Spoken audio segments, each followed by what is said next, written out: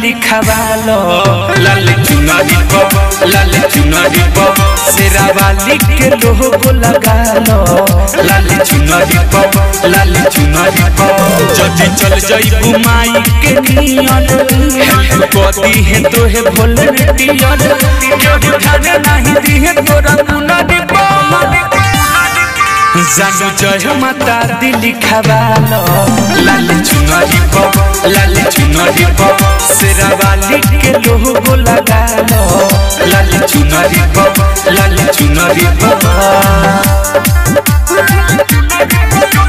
Diamond recording studio Chhawra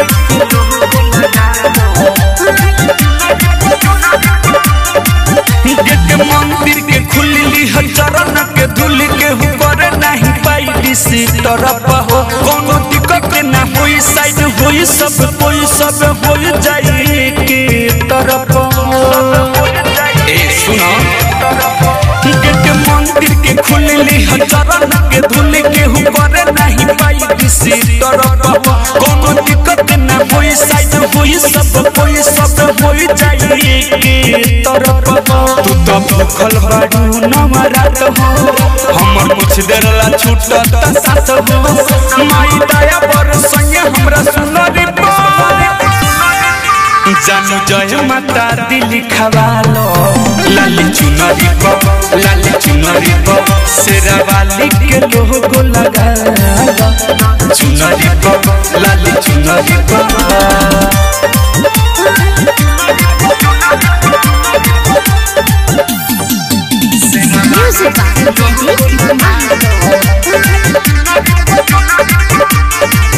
भारी लागल बटे मेला तू तो जइबू अकेला देवी माई के चुनरी चढ़ावे हो कहे असफल बेला सती भक्ति मिलेला हमके अजय चंदेश्वर समझावे हो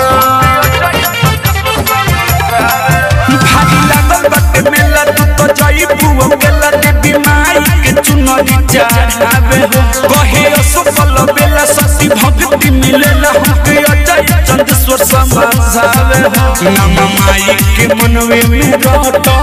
लिखे वाला से जल्दी सलटो हम खुश बनी इनका हुनरी प जानू जय माता दी लिखवालो लाल चुनरी प शेरावाली के लोगो लगालो चुनरी प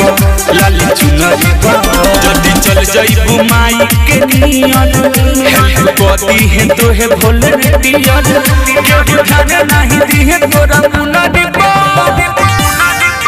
जानू जय माता दी लिखवालो लाल चुनरी प शेरावाली के लोगो लगालो लाल चुनरी प डायमंड रिकॉर्डिंग स्टूडियो छावड़ा।